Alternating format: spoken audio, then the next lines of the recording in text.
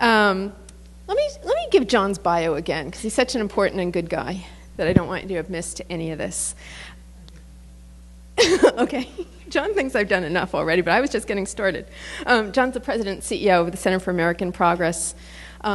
He was the chief of staff for President Bill Clinton in the White House from 1998 to 2001, has had many other critical positions inside government, but in his current role, I think has been able to pull together some of the top thinkers in the entire nation on critical issues from security to the environment, is doing a great job to help frame our thinking and ultimately action around these critical issues.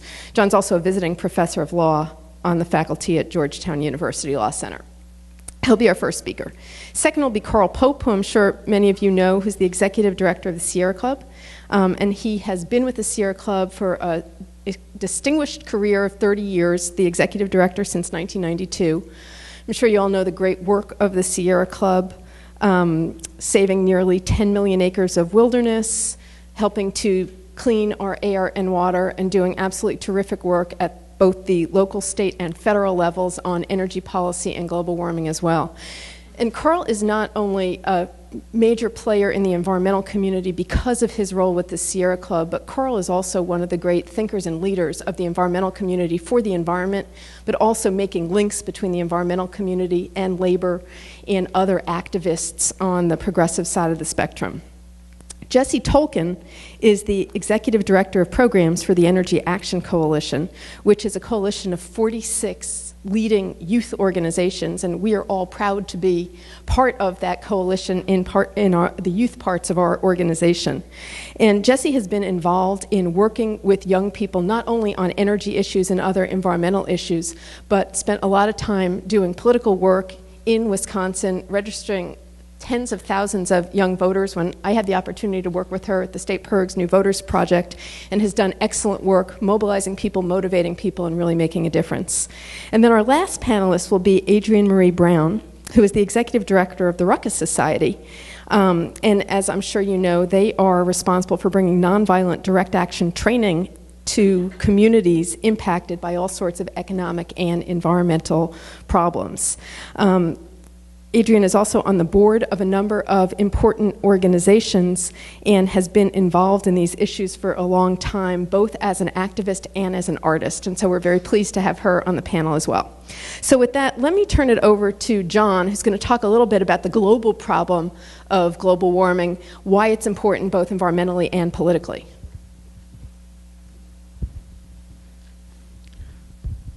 I don't know, put this back into the holder here.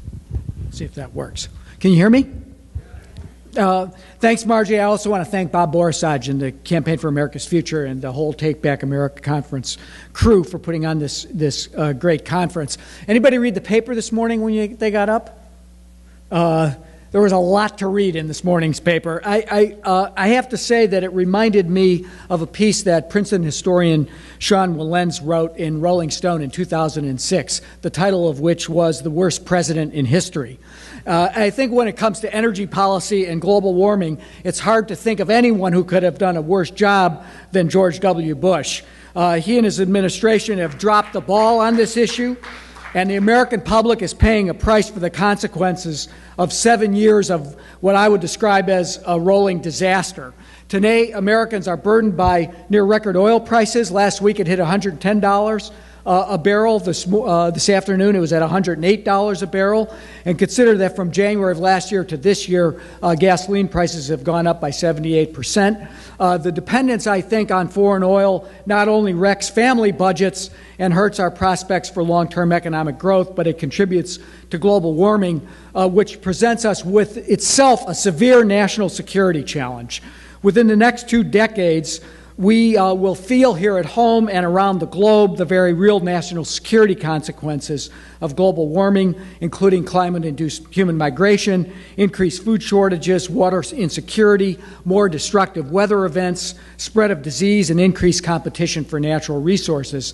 In the U.S., we're already experiencing the economic disruption from a record drought in the southeast and one in the southwest. That's likely to get much worse in the years ahead. ahead, it's projected that the economic costs of just what we've experienced in the last couple of years has now run into the billions of dollars from stunted crop yields, businesses that have been hurt, wildfires, property damage, home insurance premiums going up, and the like. That's just one example. I think global warming, if not reversed, will consume our national resources and threaten the well-being of future generations. And volatile energy prices and more extreme weather will devastate our economy as well. Many of you have heard of the report that former World Bank chief economist Nick Stern did for the UK government.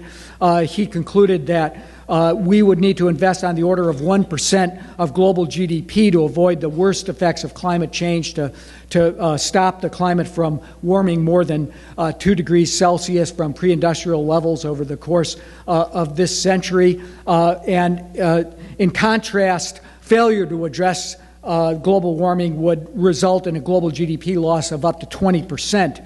The conclusion I think, come to time and time again from all serious economists is doing nothing about global warming presents a far greater cost than acting.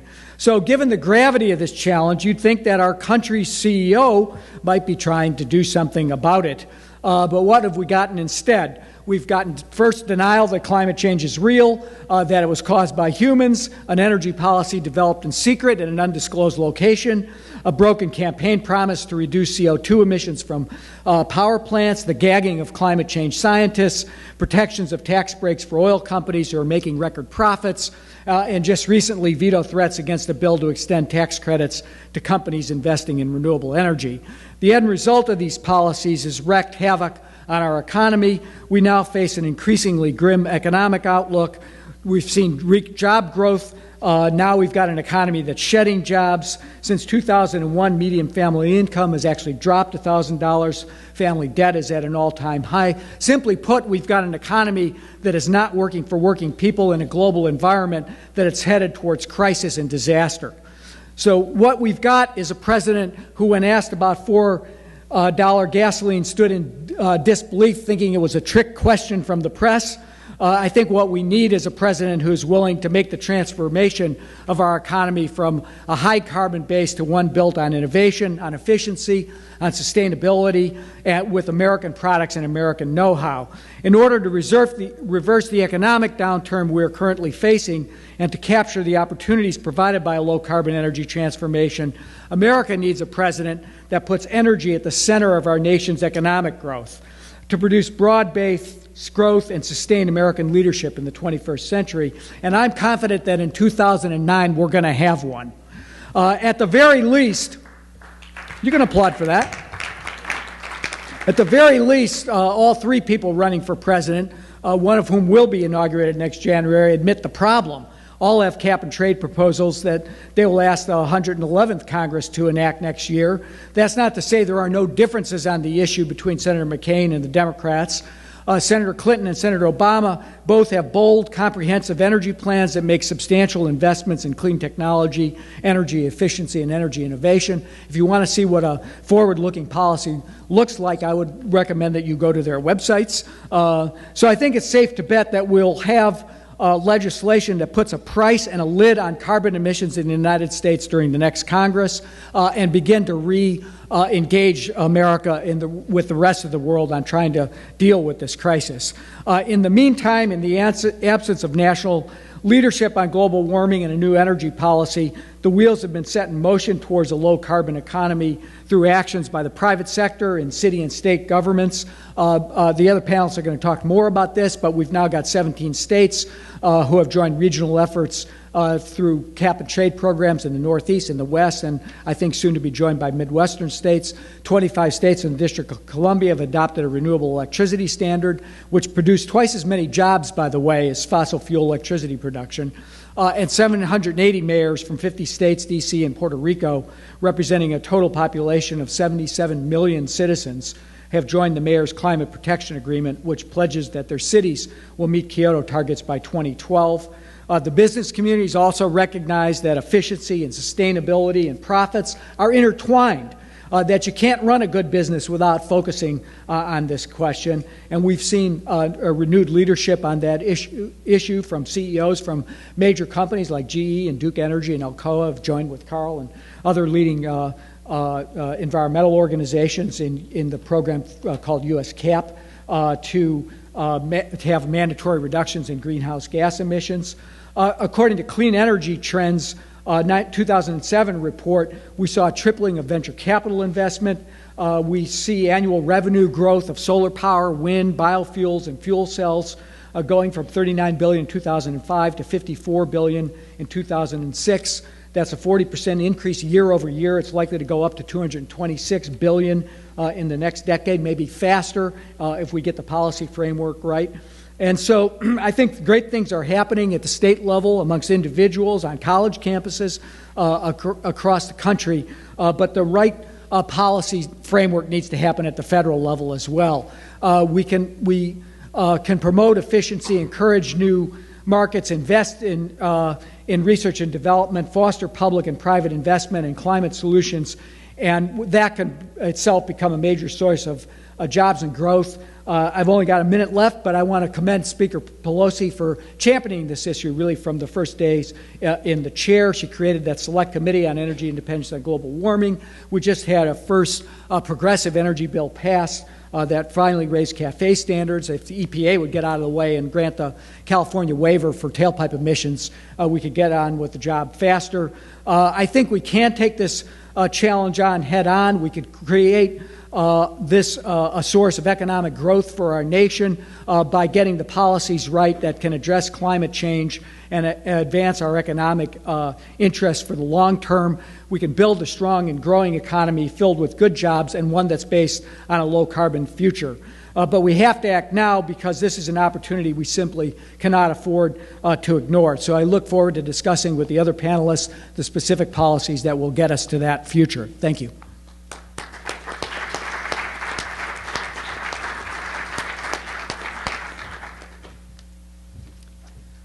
Thank you very much, John. And I want to thank this conference and all of you for coming here. I had a very sobering experience Friday. I was on a panel at a Green Jobs Conference, which the Steelworkers and the Share Club and a bunch of other organizations held in Pittsburgh. I was trying to be provocative.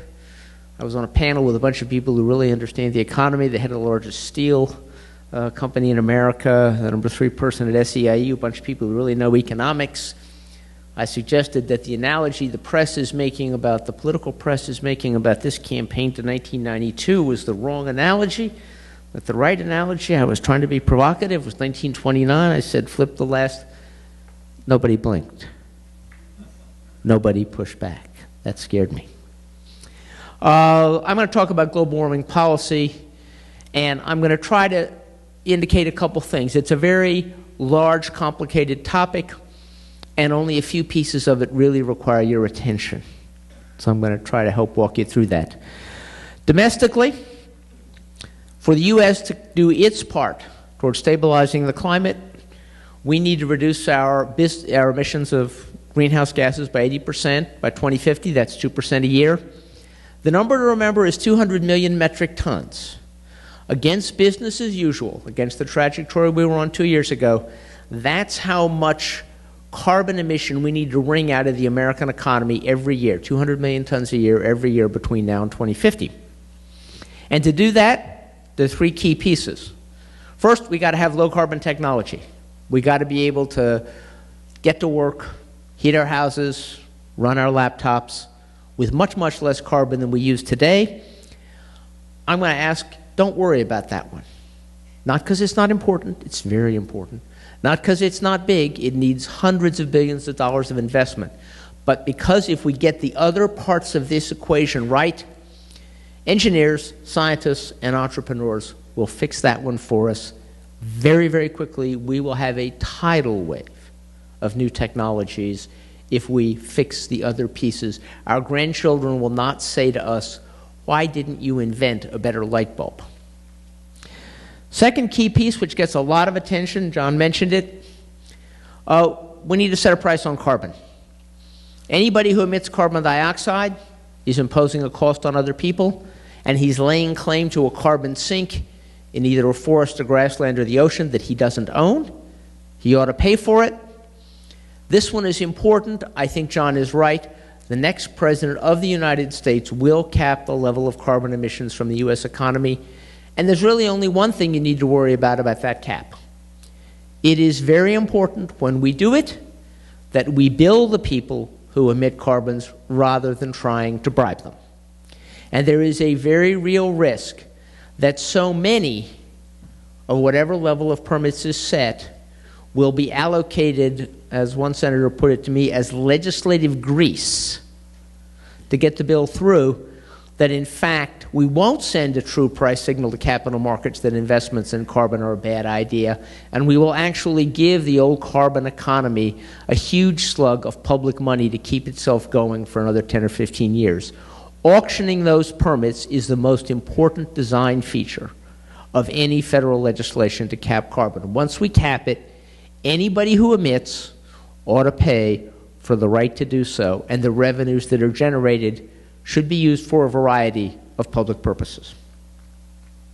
Number 3 task domestically, and I'm going to spend most of my time on that, is even if we create a price for carbon, if those who use and need energy services don't have access to low-carbon technologies, buildings that are efficient, pickup trucks that get 60 miles to the gallon, light bulbs that generate light instead of creating heat, air conditioners that actually take advantage of the Earth's natural cooling capacity, if consumers and companies don't have market access to those low-carbon technologies, all that a high price of carbon will do is screw up the economy and produce a backlash. So it's very, very important, and I'm going to come back to this in a minute, that we get energy services markets right.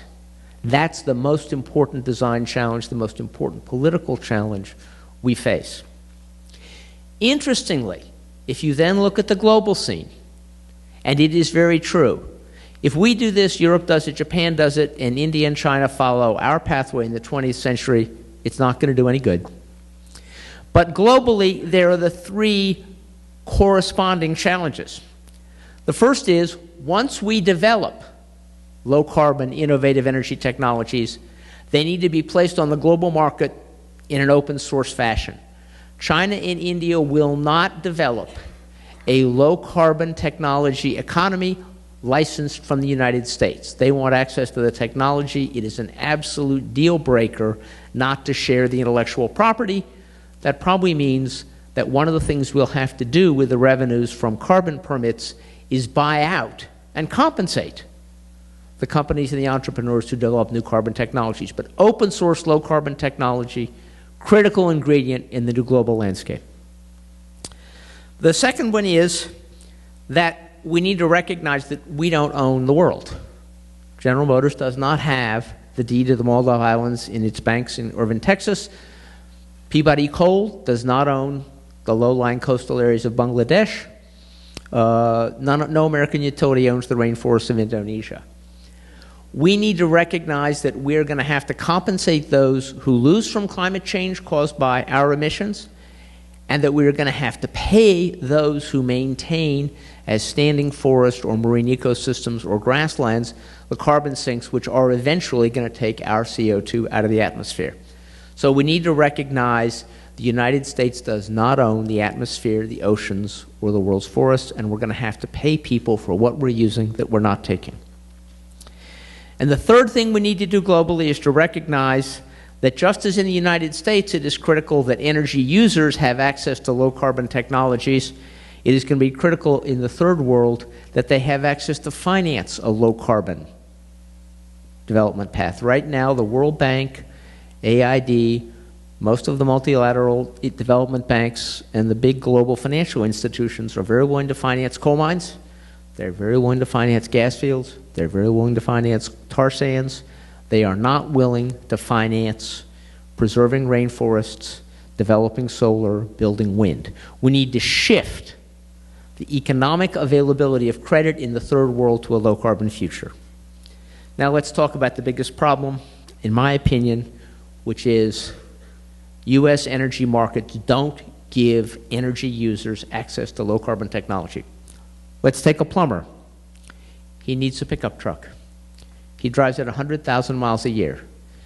Gasoline at $4 a gallon is an economic destroyer for him. We could have a huge price on carbon. We could get gasoline up to $6 a gallon.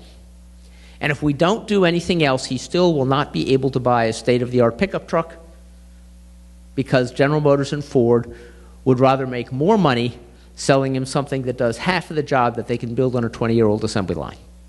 That's what's been happening for the last 5 years. Let's take the building sector. Unless I miss my guess, in the next 12 months, the federal government will assume responsibility for somewhere between 2 and 3 million home mortgages in this country. We will assume that responsibility because we're saying these are people whose interest rates are about to go up and their mortgages are going to go up $150, $200, $250 a month. They're going to be on the street. Their neighborhoods are going to be ruined. We will do what we did in the New Deal. We will intervene. We will renegotiate their loans.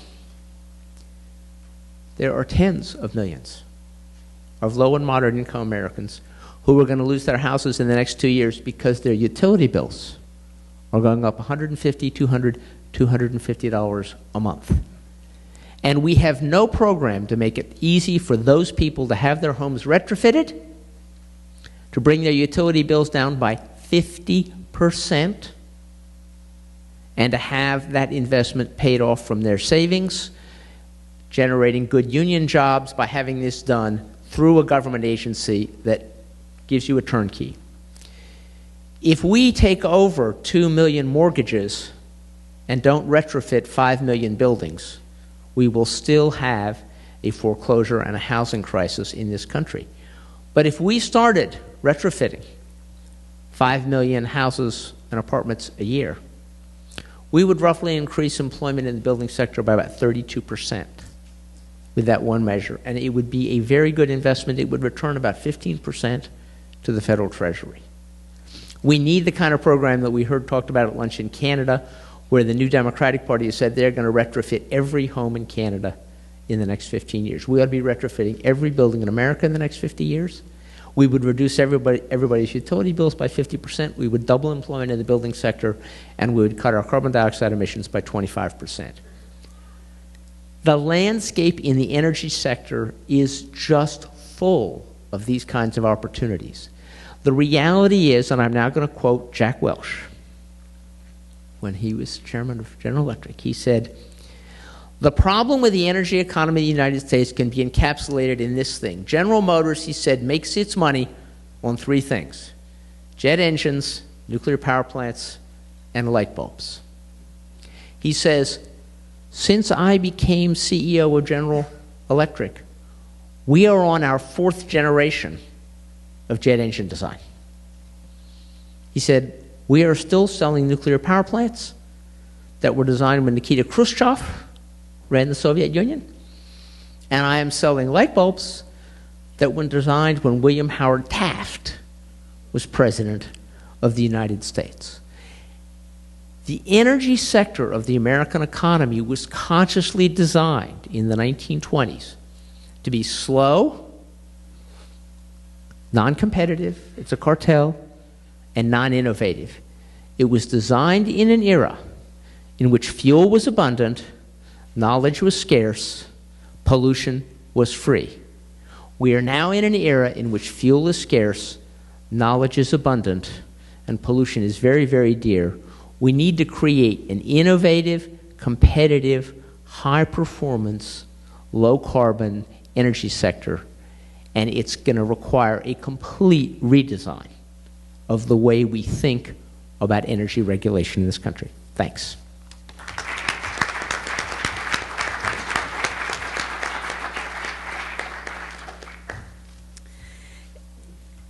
Thanks, Carl.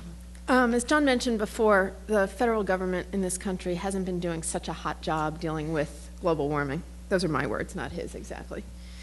But I think The reality is that's okay for right now, because at the local level, whether it's on college campuses or in cities and towns, at the state level and even regionally around the country, we're starting to do an incredibly good job. And I actually think we're doing a better job there than we would have done here in Washington, D.C. So if we wait a little bit longer, keep building that kind of local and state level momentum, we'll do a better job here at the federal level, as long as we act pretty quickly in the next couple of years. Environment America is spread across the country. We have 25 state organizations, and through those organizations, we have been part of this effort, as have many of my colleagues across the stage here. And so that's a little bit what I wanted to talk about how we've been able to build momentum and, in fact, start winning at the local and state level to stop the global warming crisis. We know that Justice Brandeis said that states are the laboratories of democracy, and on global warming, I think that's turned out to be particularly true. And it's an odd mix, because global warming is such a massive problem that we don't really even experience it here in the United States ourselves, except very, very gradually. And we know there are other parts of the world that are going to experience it even more, and it's not the kind of thing you see or touch or feel necessarily. So it's quite odd that at the local level we've seen the most action on this problem because of that disconnect. But I think it happens for a couple of reasons.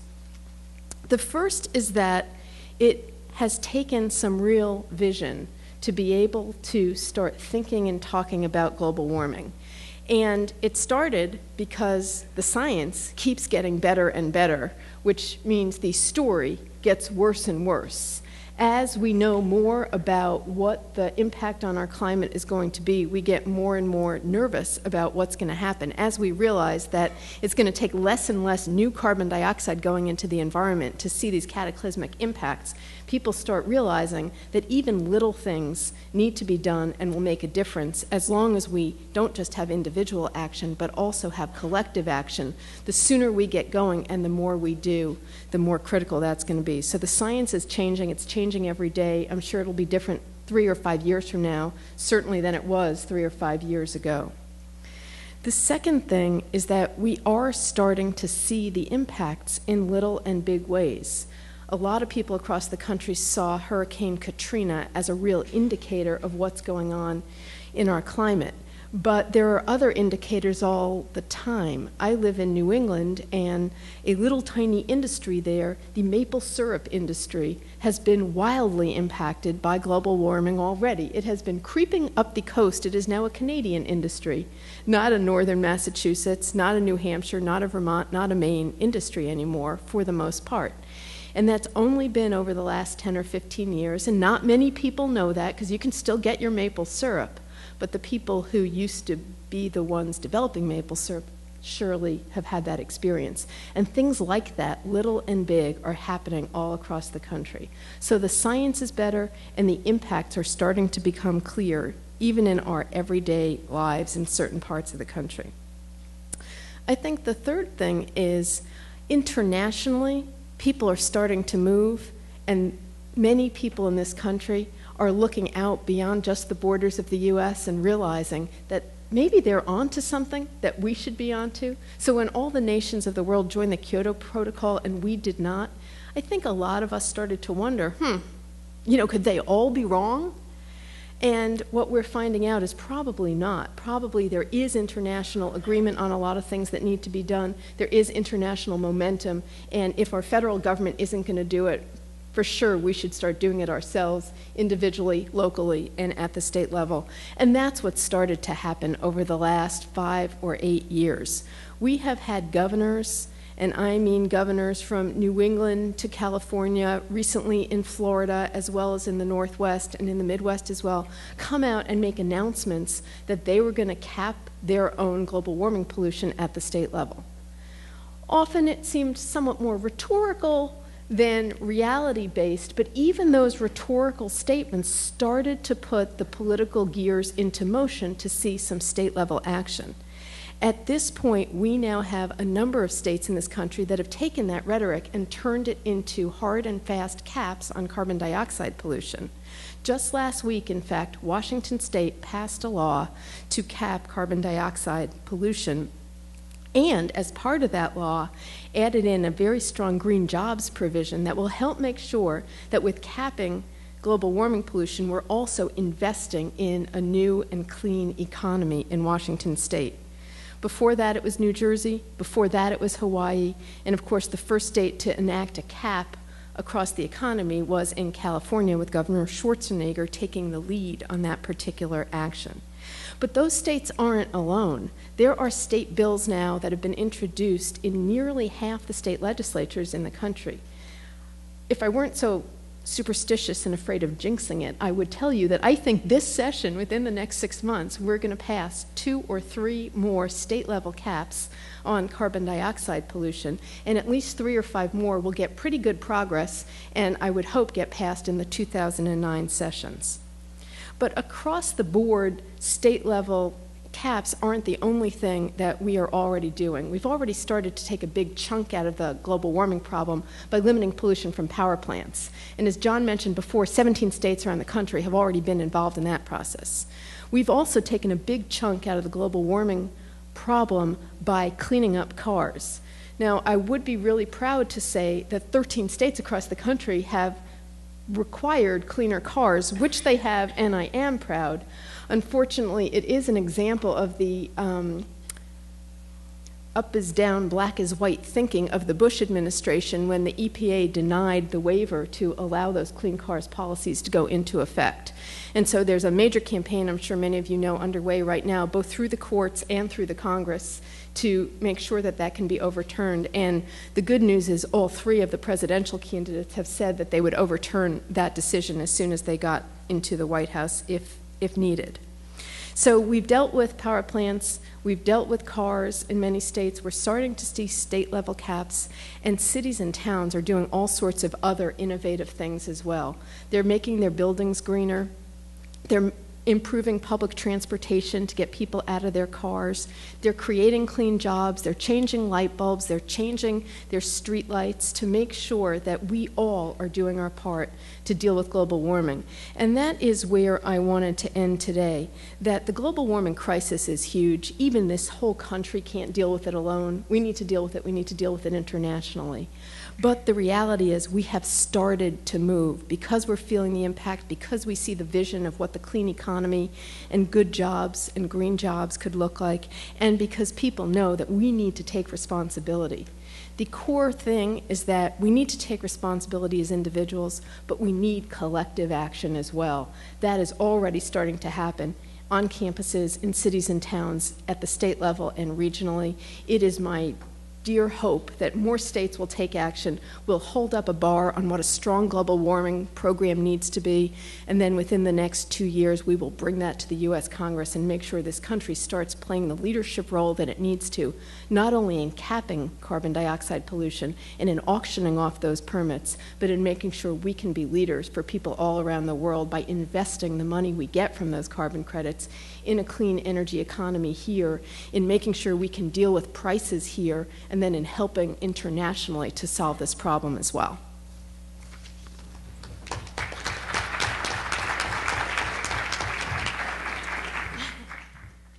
I think I'm actually going to take the microphone and speak from over here so you all can see me. Should have brought the box. So I may be very short. I also may be 20 or 30 years less experienced than my very distinguished colleagues that just spoke. I am not the head of America's largest environmental organization. I didn't start one of the smartest think tanks on the left in America, but I am very proud to be here as one of the leaders of the Energy Action Coalition, which is a coalition of 46 youth organizations across the United States and Canada, united in their fight for a clean and just energy future.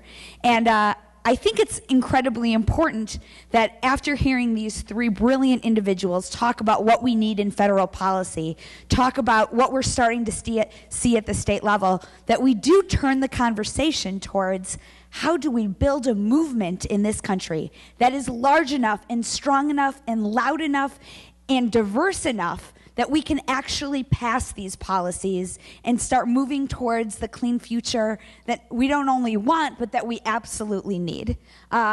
And I'm happy to say that young people across this country are well on their way to leading that movement. Yes, we should clap for that. Last November, about 6,000 young people from across the country, representing all 50 states, gathered right here in Washington, D.C. for the largest youth gathering on global warming ever. It was called Power Shift 2007 because the young people of this country do demand that we have a power shift in more senses than one in this nation. And they headed to Capitol Hill for the largest single lobby day we've ever seen on global warming. And they wanted to make one thing abundantly clear to every member of the United States Senate and every member of the United States Congress, and that is that we demand the strongest and boldest solutions to global warming possible. This is a very critical role that I think young people are playing in the country right now, and I'm going to get into some of the specifics of what we're seeing across the country. But we don't just need to solve this problem, we need to make sure we solve this problem in the right way. We hear 80% by 2050.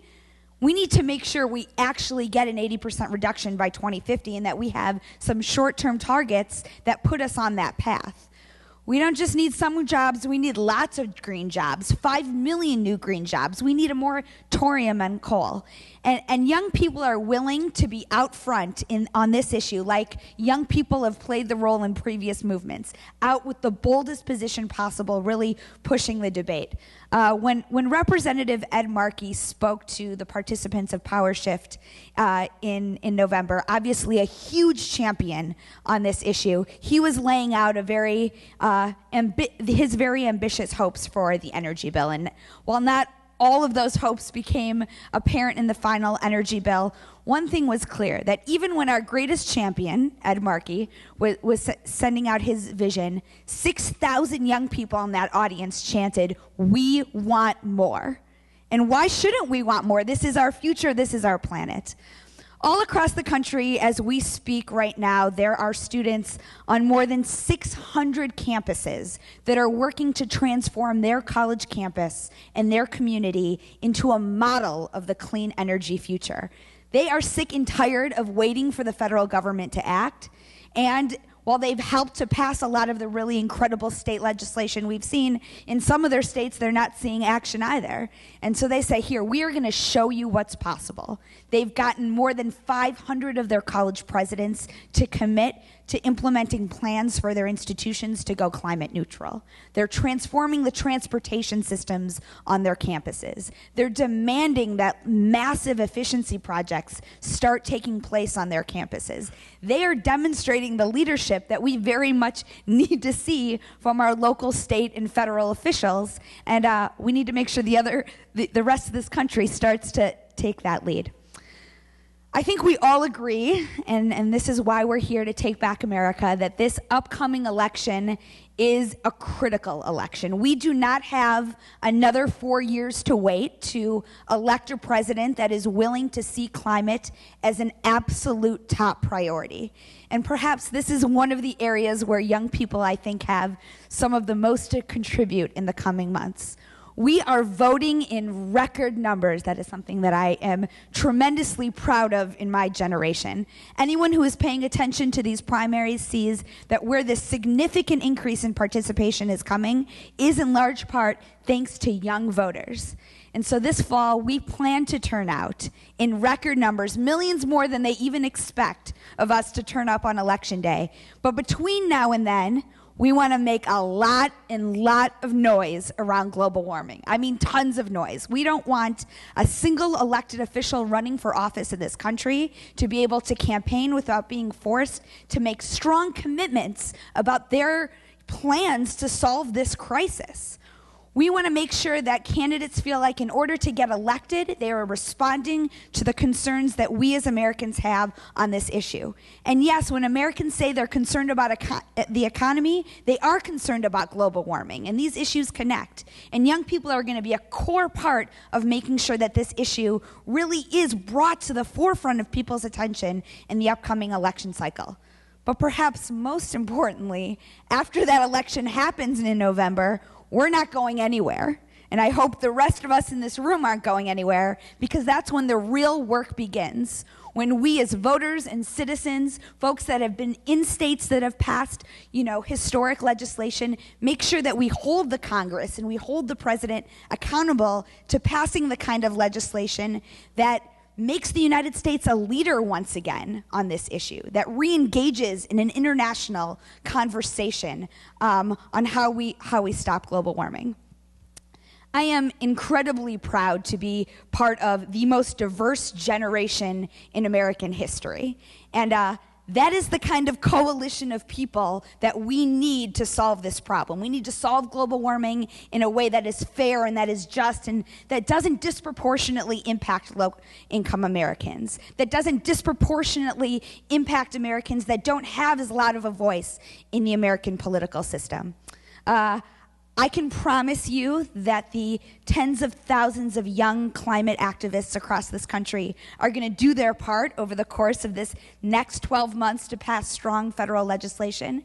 And I hope those of you who may not consider yourself in that youth demographic do all that you can do to support that effort so that we pass strong legislation and leave this planet in the place that we should be leaving it for future generations. Thank you.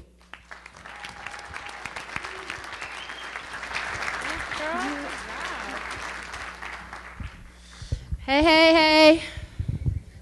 Hey, how y'all doing? All right, I'm a little different from our other speakers. Not just the way that you're looking at me. I might look a little more stylish, no offense.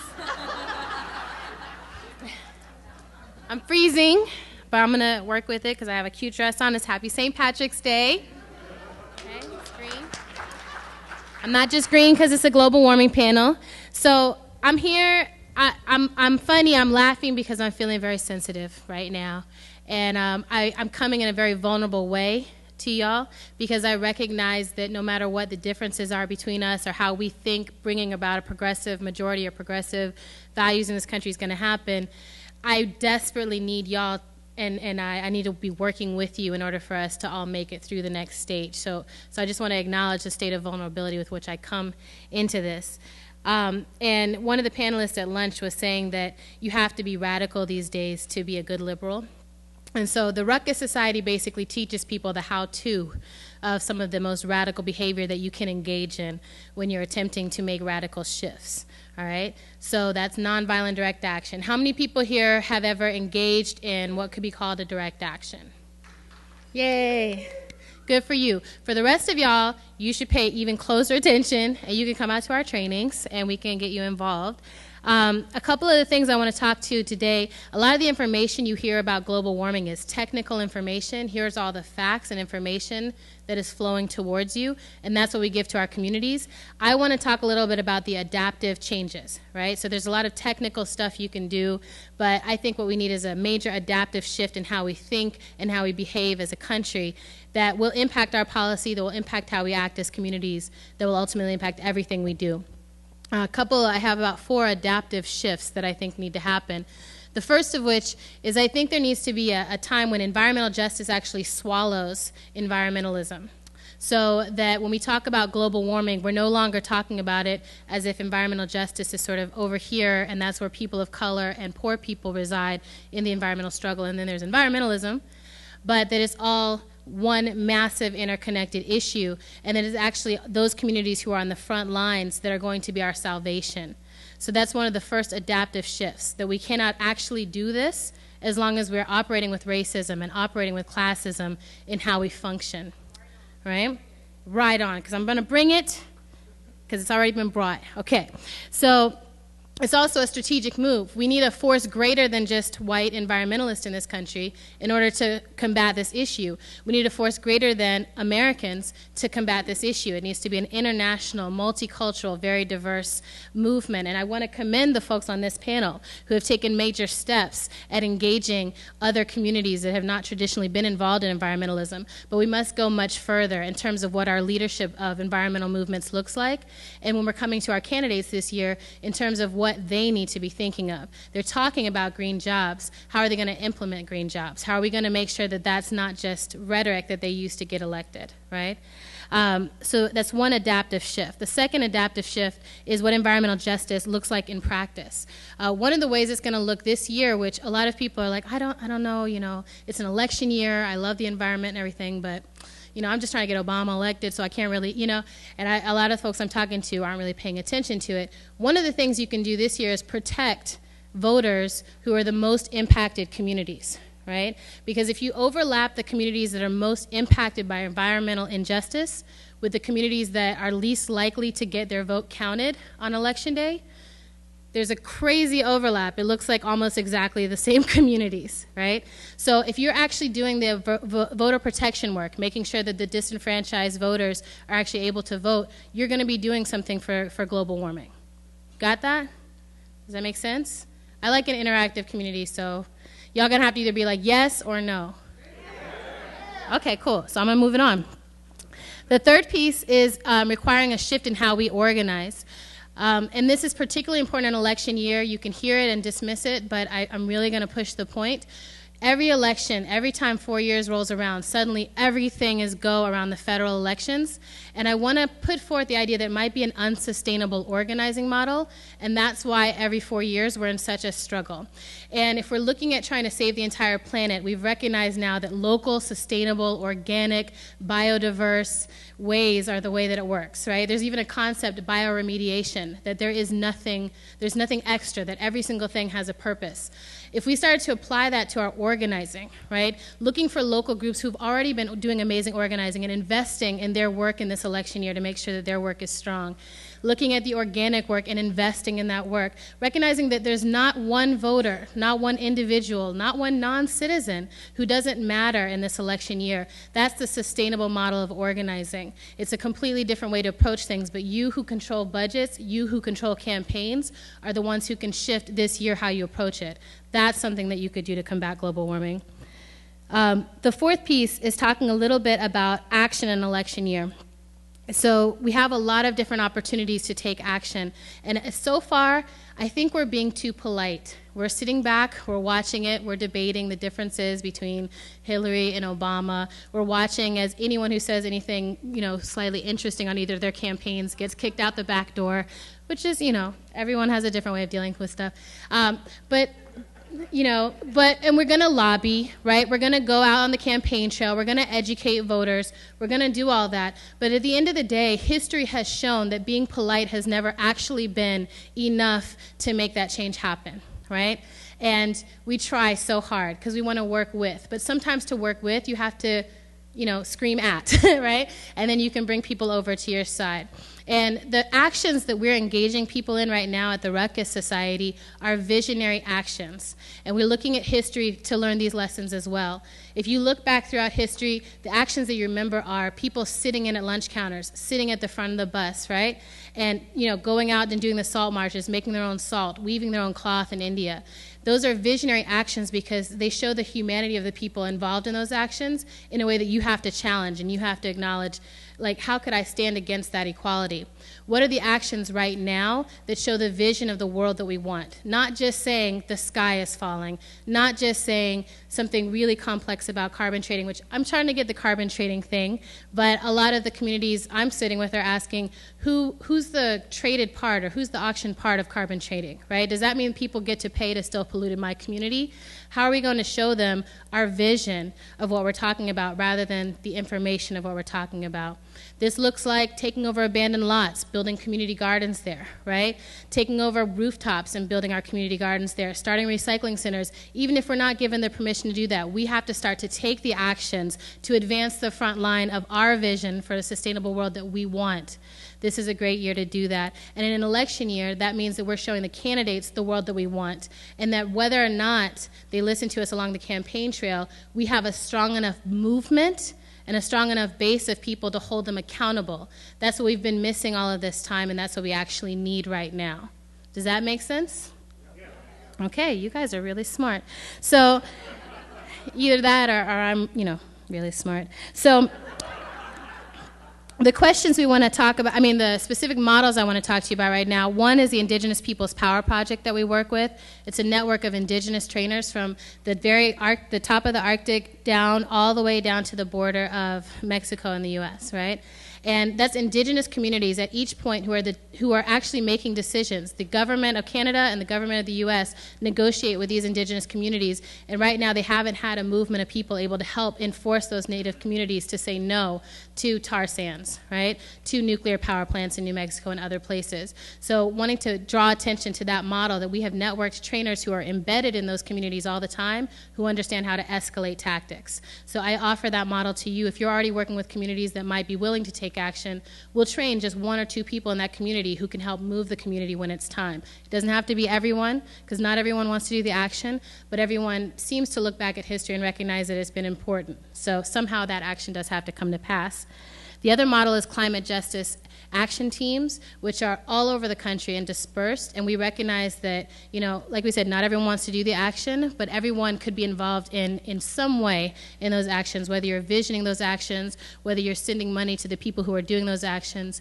In New Orleans, we were working with a group of people who didn't see their fight as a global justice or global warming or climate justice fight. They were like, we're just trying to save this housing from being torn down. But from our vantage point, we were able to see that it was a climate justice issue. They didn't need to buy into it being a climate justice issue. We recognize the interconnection, and we recognize that the actions they took to protect those projects from being shut down in New Orleans in December, those were climate justice actions. That's the kind of innovative cross-community and cross-issue thinking that we need to be engaged in right now. I have a limited amount of time, obviously, and I want to be able to step down and give time for questions. But I wanted to shout out some people who I think are doing great work right now. There's a project, Green for All, which you're about to hear Van and Marjorie are getting awarded at this event, who are trying to pull together a huge big tent project to get green jobs all over the country. One Sky, which is trying to really centralize platforms.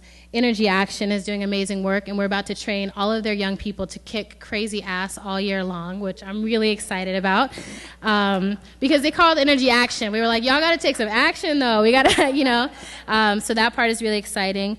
And I also wanted to say that y'all might see this petition floating around by a bunch of amazing young people. They're working with the League of Young Voters, which is a group that I have a personal affiliation and love for. It's called Green Jobs Go. Just sign the petition. Just trust that these young people probably have the right idea. Just sign it. And the last couple of things I want to say, and also separation of oil and state. If you haven't heard of this program, go Google it, go look it up. They're doing really amazing work for making this really clear idea of what we need to be thinking about in the next year. We talk about separation of church and state, but we still have this completely oil-driven economic crisis right now. So talking about that, and I think I'm out of time. Am I out of time, Alex? Okay. So then I'm going to say one last thing, which is the quote from Frederick Douglass, that power concedes nothing without demand. It never has, and it never will. What I need to hear from you, and what I invite you to join me in, is making a demand that actually gets visible this year, that actually gets heard, that actually making sure our movement is not one of complaint, but one of vision. Let's make the demand together. Thank you very much.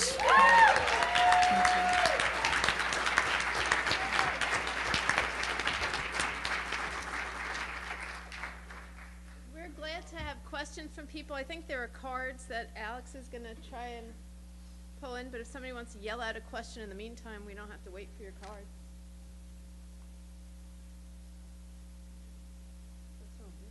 You got to yell. We can barely see.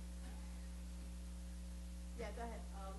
Well, there's another way that to make an impact pretty quickly, which I consider a low-hanging fruit, which is zero waste. And I mean, that's something that I'm working on.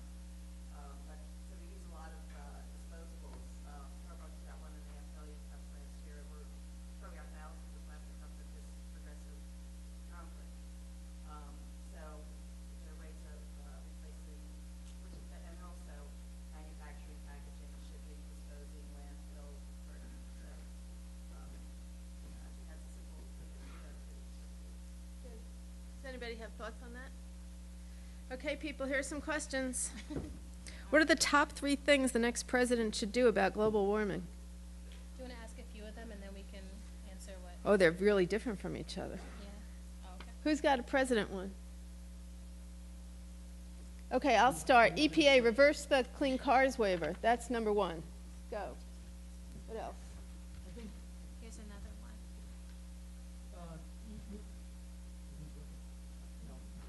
Well,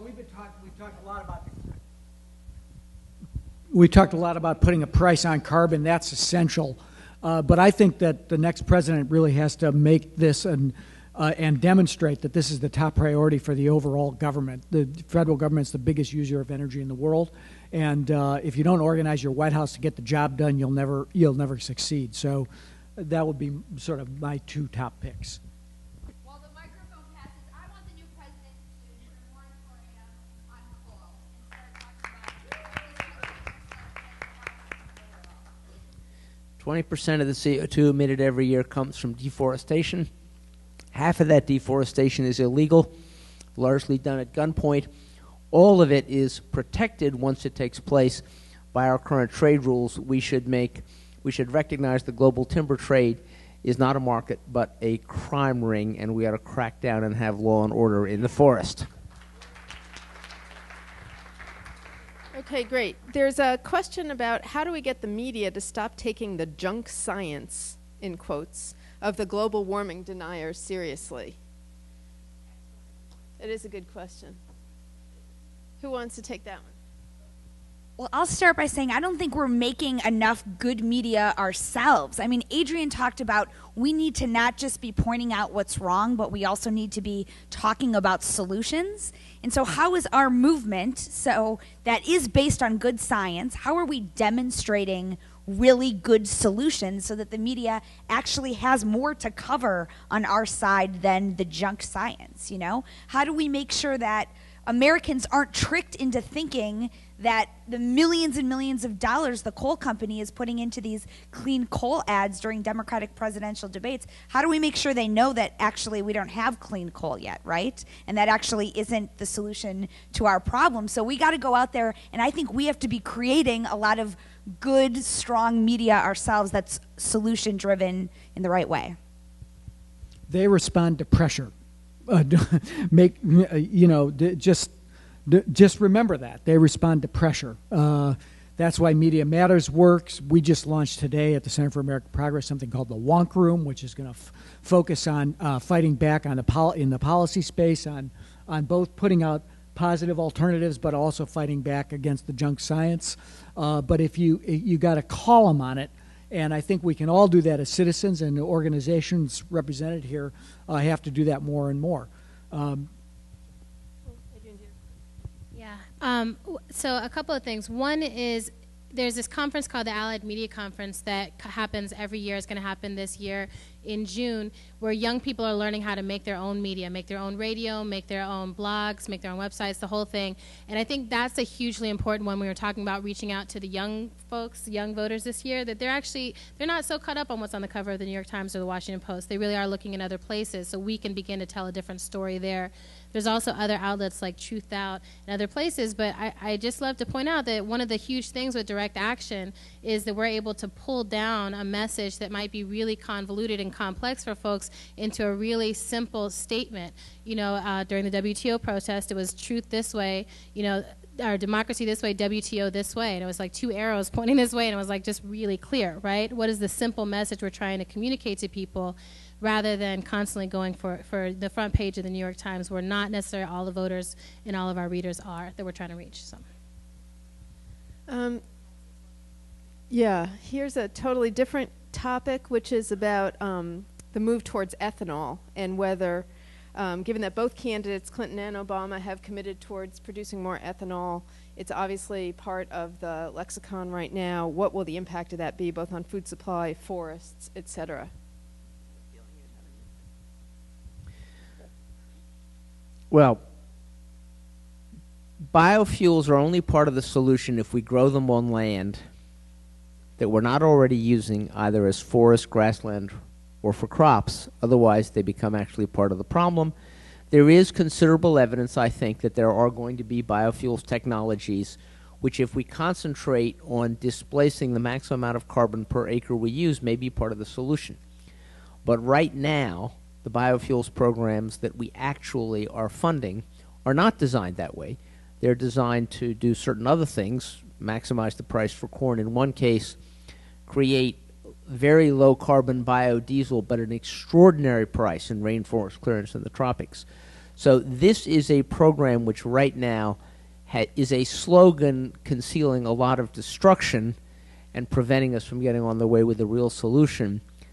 But having said that, there probably isn't enough underutilized land in the world to allow us to waste motor fuel the way we do.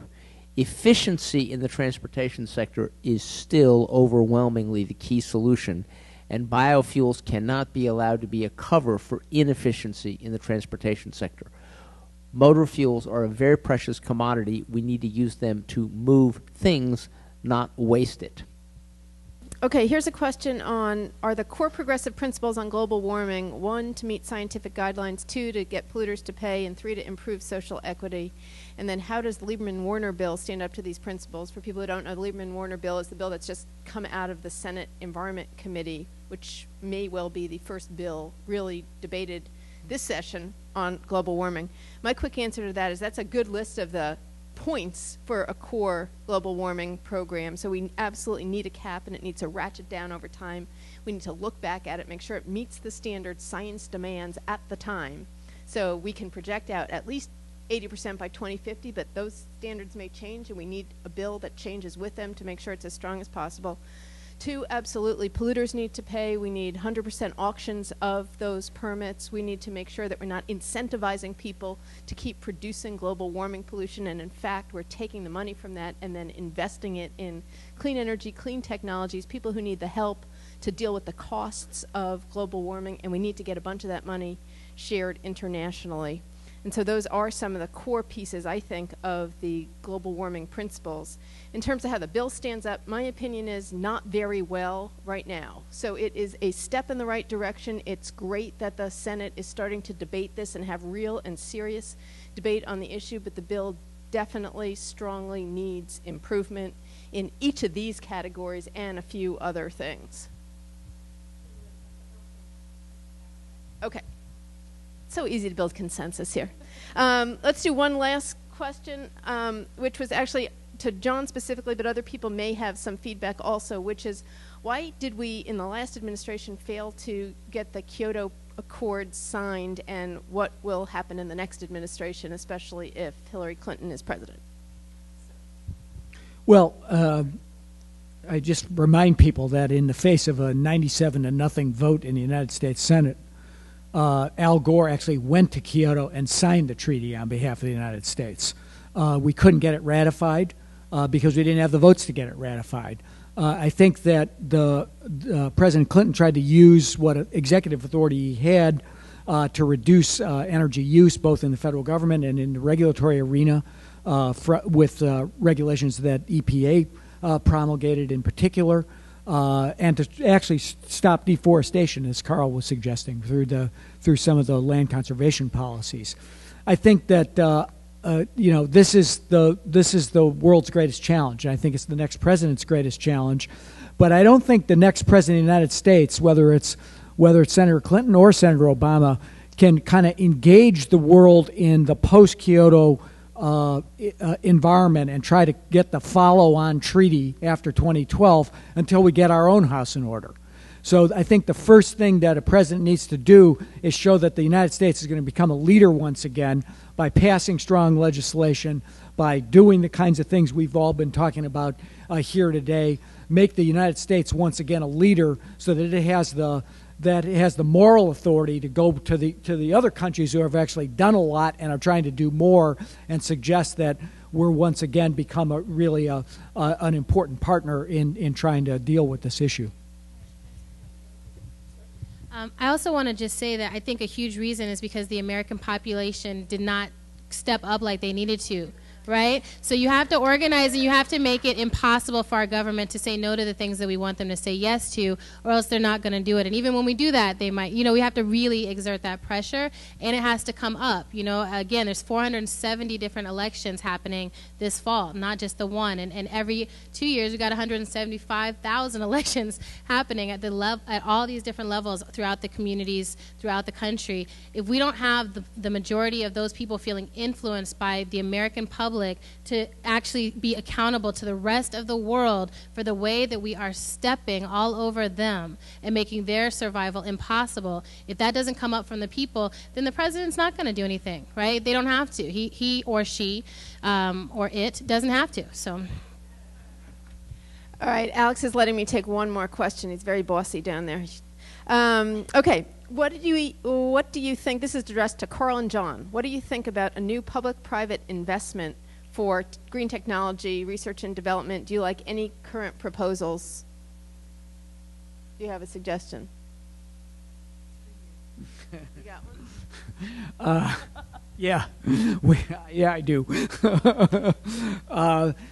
This goes again to this, what do you do with the auction revenue? First of all, we got to double our R&D investment in this area. I think we need to, at the federal government level, we need to coordinate and be more strategic about what we're investing in and on the R&D front. We need to coordinate that also across a broad research base in the rest of the world, not just in Europe, but in China and India and other places that have substantial research bases of their own. But finally, I think that what has been missing, what the Department of Energy programs have always failed to do, is demonstrate these technologies in a way that is going to have marketplace acceptance, and that they're going to show that they not only work in some sort of technical, feasible way, but that you can introduce them, drive costs down, and create that virtuous cycle that Carl talked about, which is to open up the grid, permit innovation at the edge of the grid so that people can plug in.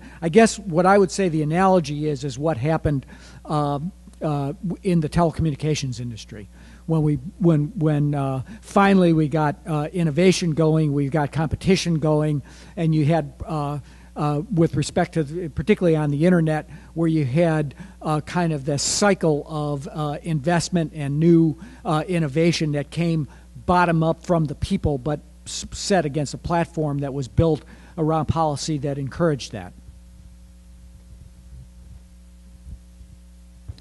Underscore what John said.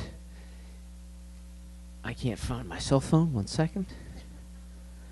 I can call a taxi driver in Goa, India. My signal doesn't pass through a single piece of equipment designed more than 10 years ago.